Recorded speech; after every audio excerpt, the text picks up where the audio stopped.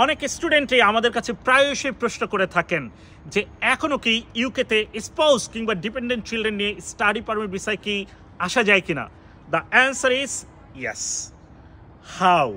আপনি যদি research base masters প্রোগ্রামে অ্যাপ্লিকেশন যদি করে থাকেন সেক্ষেত্রে অবশ্যই আপনি আপনার ডিপেন্ডেন্ট চিলড্রেন এবং স্পাউস নিয়ে সরাসরি একসাথে কিন্তু ফ্লাই করার সুযোগ পাচ্ছেন।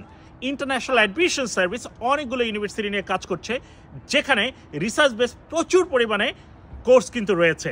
কোনো ধরনের রিসার্চ পাবলিকেশন ছাড়াই আপনি কিন্তু সরাসরি এই রিসার্চ বেস মাস্টার্স প্রোগ্রামগুলোর জন্য অ্যাপ্লিকেশন করতে পারছেন।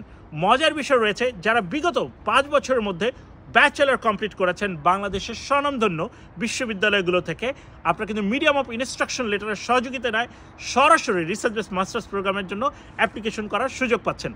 আর এক্সাইটিং নিউজ রয়েছে, অনেকগুলো ইউনিভার্সিটি রয়েছে তারা কিন্তু ডুইলিঙ্গো অ্যাকসেপ্ট করছে। সো আপনারা যারা পরিবার নিয়ে ডিপেন্ডেন্ট চিলড্রেন নিয়ে ইউকেতে এট এ টাইমে ফ্লাই করার কথা ভাবছেন, this is the very very high time.